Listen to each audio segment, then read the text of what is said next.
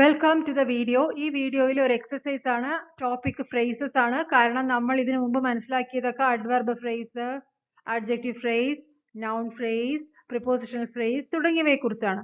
അപ്പോൾ അതിനെ തുടർന്നുള്ള ഒരു എക്സസൈസ് ആണ്. എക്സസൈസും വളരെ പ്രധാനം തന്നെയാണ്. കാരണം നമ്മൾ ഏത് ടോപ്പിക്കിലാണെങ്കിലും ഒരു ഡീപ്പ് നോളേജ് നമുക്ക് വേണമെങ്കിൽ നിറയെ എക്സസൈസിലൂടെ നിങ്ങൾ കടന്നു പോകണം. അതുകൊണ്ട് തന്നെ ഇതൊരു എക്സസൈസ് ആണ്. Exercise.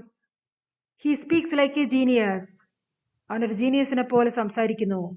ഇവിടെ ലൈക്ക് എ ജീനിയസ് എന്ന് പറയുന്നത് ഒരു ഫ്രേസ് ആണ്, എ ഗ്രൂപ്പ് ഓഫ് വേർഡ്സ് ആണ് with meaning, but there is no subject verb combination. അതാണ് ഫ്രേസ്.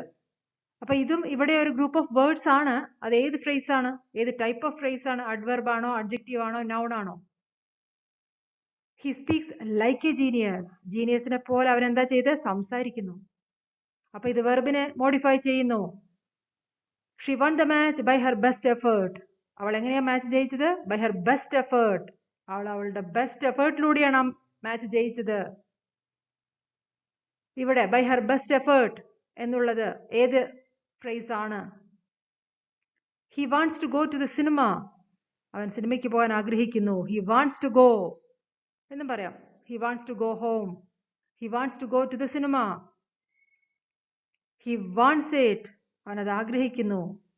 ഇറ്റ് കൊണ്ട് റീപ്ലേസ് ചെയ്താലും കറക്റ്റ് സെന്റൻസ് തന്നെയാണ്. He wants it, we want it, I want it എന്നൊക്കെ പറയാം. He wants to go to the cinema. He wants what എന്ന ചോദ്യത്തിന് ഉത്തരം ലഭിക്കുന്നുണ്ടെങ്കിൽ അത് ഒബ്ജക്റ്റ് ആണ്. ഒബ്ജക്റ്റ് ആയിട്ടും സബ്ജക്റ്റ് ആയിട്ടും ഒക്കെ നിൽക്കാറുള്ളത് നൗൺ ആണ്. അതുകൊണ്ട് തന്നെ ഇത് ഏത് ഫ്രേസ് ആണ്? He speaks like a genius. Like a ജീനിയസിനെ പോലെ അവൻ എന്താ ചെയ്ത് സംസാരിക്കുന്നു. സ്പീക്സ് അത് അഡ്വർബ് ആണ്, അഡ്വർബ് ഫ്രേസ്. എന്നാൽ ഹി സ്പീക്സ് ഇന്റലിജന്റ്ലി അല്ലെങ്കിൽ ഹി സ്പീക്സ് ബ്രില്യന്റ്ലി എന്ന് മാത്രമാണെങ്കിൽ അത് അഡ്വർബ് ആണ്, ഫ്രേസ് എന്ന് പറയാൻ പറ്റില്ല. ഫ്രേസ് എന്ന് വെച്ചാൽ ഗ്രൂപ്പ് ഓഫ് വേർഡ്സ് ആണ്. ലൈക്ക് എ ജീനിയസ് എന്ന് പറയുന്നത് ഒരു ഗ്രൂപ്പ് ഓഫ് വേർഡ്സ് ആണ്. അതുകൊണ്ട് തന്നെ അതൊരു ഫ്രേസ് ആണ്, അത് അഡ്വർബ് ഫ്രേസ് ആണ്. He speaks like a genius, but at that moment I speak like A fool. Different sentence എഴുതുക, നിറയെ സെന്റൻസ് എഴുതുക. He speaks like a genius. She speaks like a genius. She won the match by her best effort. ഇവിടെയും by her best effort അവൾ എന്താ നേടിയെടുത്തത്? ജയിച്ചു, വിജയിച്ചു. ആ മാച്ച് വിജയിച്ചു.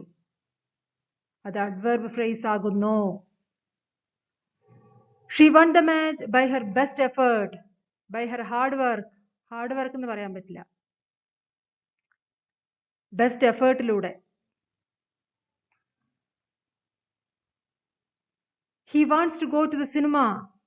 He wants it എന്ന് പറയാം. ഇറ്റ് കൊണ്ട് റീപ്ലേസ് ചെയ്യാൻ കഴിയുന്നു. ഇറ്റ് കൊണ്ട് റീപ്ലേസ് ചെയ്യാൻ കഴിയുന്ന ഫ്രേസ് ഏതാ? നൗണുകളെ പ്രോനൗണുകൾ കൊണ്ട് റീപ്ലേസ് ചെയ്യാൻ പറ്റുന്നു. He wants what? To go to the cinema. Noun phrase. നിറയെ സെന്റൻസുകൾ നിങ്ങൾ എഴുതണം. ഐ വാണ്ട് എന്ന് പറഞ്ഞിട്ട് ഒരു സെന്റൻസ് എഴുതുക. I want to go to the library, അങ്ങനെ എഴുതാം. I want to go to the stadium. സ്റ്റേഡിയത്തിൽ പോകാൻ ആഗ്രഹിക്കുന്നു. നിറയെ സെന്റൻസുകൾ എഴുതുക. Exercise. I have no time to waste on these. എനിക്ക് സമയമില്ല എന്നാ പറയണേ. എന്തിന് സമയമില്ല? I have no time to waste on these. ഇതിൽ വേസ്റ്റ് ചെയ്യാൻ എനിക്ക് സമയമില്ല. ഇവിടെ ടു വേസ്റ്റ് ഓൺ ദീസ് എന്നുള്ള ആ ഗ്രൂപ്പ് ഓഫ് വേർഡ്സ് ഒരു ഫ്രേസ് ആകുന്നു. അതെന്തിനെയാണ് മോഡിഫൈ ചെയ്യുന്നത്? ടൈം. ആ ആന്റിസിഡന്റ് അവിടെ ഉണ്ട്. അതുകൊണ്ട് തന്നെ ഇത് ഏത് ഫ്രേസ് ആണ്? ടൈമിനെ വിശേഷിപ്പിക്കുന്നു, ഒരു നൗണിനെ വിശേഷിപ്പിക്കുന്നു. Show me how to cook it. കാണിച്ചു തരൂ എന്നാ പറയണേ. അതെങ്ങനെ കുക്ക് ചെയ്യുന്നതെന്ന് കാണിച്ചു തരൂ. Show me how to cook it. ഇവിടെ ഷോ മീ ഈറ്റ് എന്ന് പറയാം. ഇറ്റ് കൊണ്ട് റീപ്ലേസ് ചെയ്യാൻ സാധിക്കുന്നു. Show me that. How to cook it. ഇത് ഏത് phrase ആണ്? He enjoys walking in the park. He enjoys it. ഇവിടെയും correct ആയിട്ട് വരുന്നുണ്ട്. He enjoys what? Walking in the park. I have no time to waste on this. ഇത് adjective phrase ആണ്. കാരണം ആ phrase വിശേഷിപ്പിക്കുന്നത് time എന്ന നൗണിനെയാണ്. എന്തിനാണ് സമയമില്ലാത്തത്? ഇക്കാര്യത്തിൽ വേസ്റ്റ് ചെയ്യാൻ. I have no time to play. സെന്റൻസുകൾ എഴുതുക, വ്യത്യസ്തമായ സെന്റൻസുകൾ എഴുതുക. Show me how to cook it. Show me it. Noun phrase. Show me how to draw it.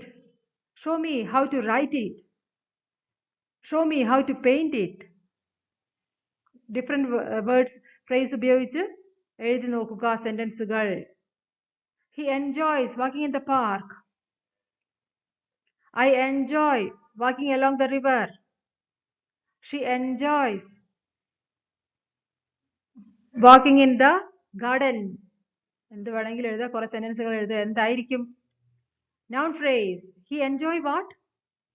Walking in the park. What എന്നുള്ളതിന് who അല്ലെങ്കിൽ whom എന്നുള്ളതിനും answer കിട്ടുന്നുണ്ടെങ്കിൽ അത് object ആണ്. Object ആയിട്ടും subject ആയിട്ടും ഒക്കെ പ്രവർത്തിക്കുന്നത് നൗണുകളാണ്. ഓർമ്മിക്കുക. The boy wants to go home. ഇവിടെ ഏതാണ് phrase? To go home. അത് ഏത് ടൈപ്പ് ഓഫ് phrase ആണ്? The boy wants it എന്ന് പറയാം. The boy wants it. അവനത് ആഗ്രഹിക്കുന്നു. The girl wants it. We want it എന്നൊക്കെ പറയാം. അപ്പൊ എന്തായിരിക്കും ഈ phrase? The crowd in the market was very busy. ആ മാർക്കറ്റിലെ ക്രൗഡ് വളരെ ബിസി ആകുന്നു. ഇനി ഫെസ്റ്റിവൽ സീസണിലെല്ലാം വളരെ ബിസി ആയിരിക്കും മാർക്കറ്റുകൾ. The crowd in the market was very busy എന്ന് പറയുന്ന ഈ സെന്റൻസിൽ in the market എന്ന് പറയുന്ന ഒരു phrase ആണ്. അത് നോക്കുകയാണെങ്കിൽ in എന്നുള്ള പ്രിപ്പോസിഷനിൽ തുടങ്ങിയിരിക്കുന്നു. അതുകൊണ്ട് തന്നെ ഇതൊരു പ്രിപ്പോസിഷണൽ phrase ആണ്. പക്ഷേ ഇത് പ്രിപ്പോസിഷണൽ phrase ആണ്.